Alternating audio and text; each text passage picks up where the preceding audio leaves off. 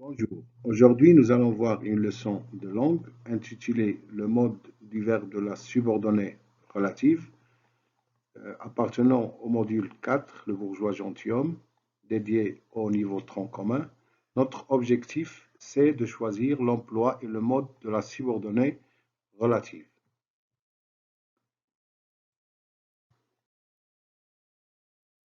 Donc, pour faire un petit rappel de la leçon précédente, nous avons vu la définition de la subordonnée relative. Nous avons découvert que la subordonnée relative est une expansion du nom. Elle complète un nom ou un pronom appelé l'antécédent. Elle se rattache à la proposition principale à l'aide d'un pronom relatif qui peut être qui, que, quoi, dont, où, etc. Suite à ça, nous avons vu qu'il y a deux types de subordonnées relatives, la déterminative et l'explicative. Nous avons bien expliqué la différence entre l'une et l'autre à l'aide des exemples, bien sûr. Maintenant, on va voir la deuxième partie de cette leçon, c'est-à-dire le choix du mode du verbe de la subordonnée relative.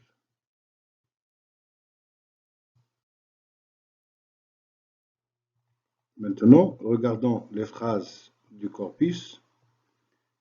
Vous allez remarquer que nous avons choisi beaucoup de phrases. C'est pour toucher le maximum de cas possibles à ce sujet.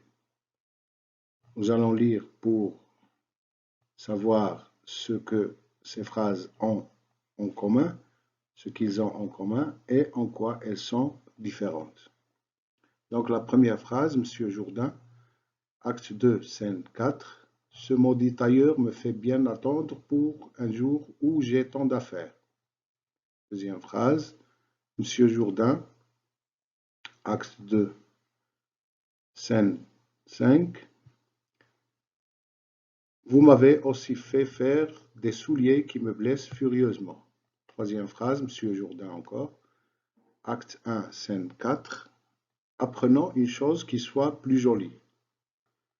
Toujours avec Monsieur Jourdain. Acte 3, scène 2. Je te jure que je t'appliquerai sur la joue le plus grand soufflet qui se soit jamais donné. La phrase 5, acte 2, scène 4. Non, il n'y a morale qui tienne. Sixième phrase, je cherche quelqu'un qui me conduise à l'aéroport. Septième phrase, voilà une femme qui serait plus heureuse si elle avait du travail. Huitième phrase, le panneau signale l'endroit où pratiquer le sport. Donc, la première remarque qu'on a faite, c'est que toutes ces phrases contiennent des subordonnées relatives. Donc, elles sont signalées par une couleur qui est différente. La deuxième remarque, c'est que le verbe dans la subordonnée relative demande l'indicatif et dans d'autres cas, il requiert le subjonctif et parfois même le conditionnel ou l'infinitif.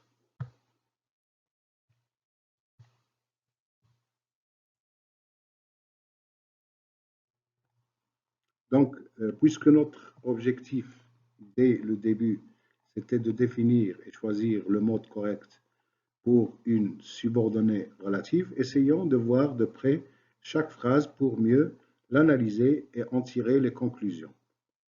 Donc, regardons de près la première phrase. Il s'agit de la scène 4, acte 2. Monsieur Jourdain est en train de causer avec maître de philosophie. Donc, si on essaye d'expliquer cette phrase, Monsieur Jourdain attend le tailleur, mais ce dernier, il a beaucoup tardé. Or, Monsieur Jourdain, il a beaucoup d'affaires à réaliser. Donc, il ne peut pas se permettre le luxe d'attendre. C'est un fait réel, d'où l'emploi de l'indicatif. Et on remarque ici, le verbe, il est à l'indicatif. Passons maintenant à la deuxième phrase. Donc, il s'agit de la scène 5, acte 2. Monsieur Jourdain est en train de parler avec son tailleur. Donc, il va lui dire, vous m'avez aussi fait faire des souliers qui me blessent furieusement. Donc, les souliers blessent furieusement M. Jourdain. C'est un fait considéré dans sa réalité, c'est un fait réel, d'où aussi l'emploi de l'indicatif. N'oublions pas que le mode de l'indicatif, c'est le mode de la réalité.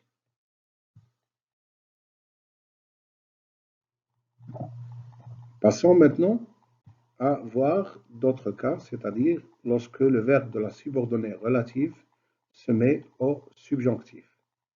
Lisons ensemble la troisième phrase. Donc, Monsieur Jourdain, pour vous mettre en situation, parlant à son maître de philosophie, dans les phrases précédentes à celle-ci, maître de philosophie essaie d'expliquer à Monsieur Jourdain ce qu'est la logique. Bien évidemment, M. Jourdain n'a rien compris, alors il veut apprendre une autre chose qui soit plus jolie, plus agréable et plus compréhensible. Donc le fait d'apprendre une autre chose plus jolie que la logique est simplement envisagé dans la pensée de M. Jourdain, bien évidemment, avec un sentiment personnel marquant le but, d'où l'emploi du verbe au subjonctif. Donc pour la quatrième phrase, M. Jourdain parlant à Nicole, qui se moque de lui à cause de ses habits ridicules, M. Jourdain est en colère, il va lui annoncer qu'il va lui donner un soufflet, mais quel soufflet? Le plus grand qui se soit donné. Donc, c'est une exagération par le superlatif, le plus grand. Regardez bien l'antécédent, il est accompagné d'un superlatif, donc on peut conclure que le verbe de la subordonnée relative se met au subjonctif.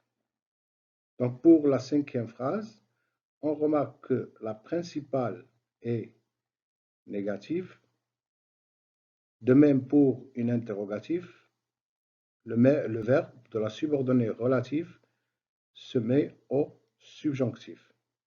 Donc on peut déduire qu'après une principale interrogative ou négative, le verbe de la subordonnée relative se met au subjonctif.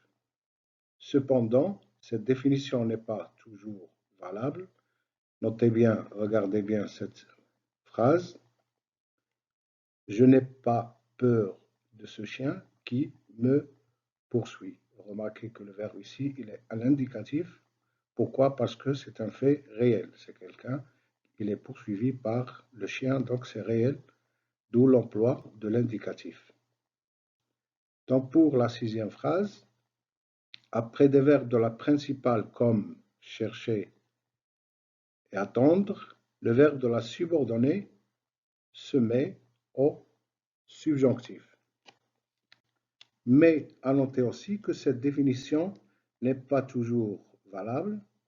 Il faut bien comprendre le sens de la phrase et le contexte. Par exemple, si je dis « Je cherche une maison qui a 2 balcons », ce n'est pas la même chose que la phrase suivante « Je cherche une maison qui ait 3 balcons ».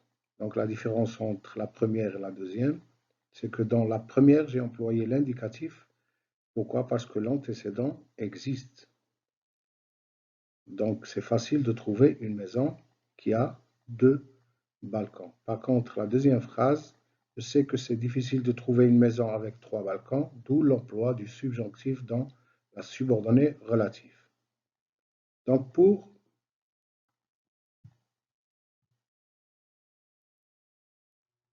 on va voir d'autres modes, le conditionnel et l'infinitif. Donc, regardons la phrase 7. On remarque que le verbe de la subordonnée relative est au conditionnel. C'est lorsque la subordonnée relative exprime un fait éventuel ou soumis à une condition. Et c'est bien le cas. Regardez ici la condition si elle avait du travail. Et vous remarquez l'emploi du verbe au conditionnel. En ce qui concerne la phrase 8, l'emploi de l'infinitif. Donc l'infinitif sont sujets exprimés dans certains cas lorsque la subordonnée relative implique l'idée de devoir, pouvoir ou falloir. C'est-à-dire, je peux dire, par exemple, le panneau signale l'endroit où on peut pratiquer le sport, etc., où on doit pratiquer le sport, etc.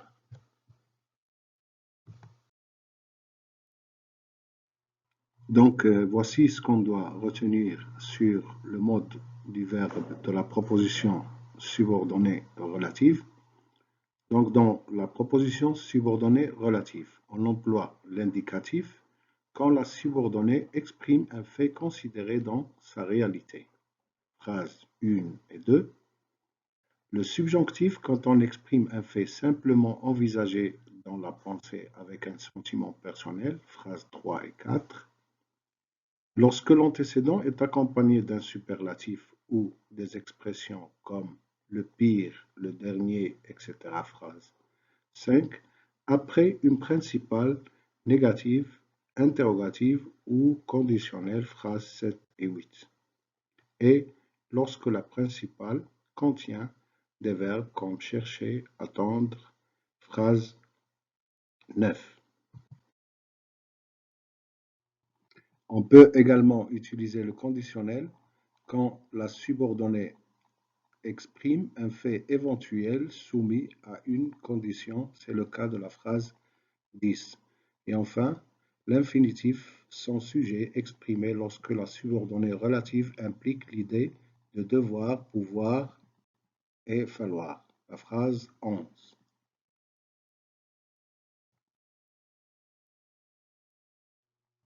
Et enfin, pour s'approprier cette leçon et écrire correctement le mode du verbe de la subordonnée relative, j'espère que vous faites ce petit exercice chez vous.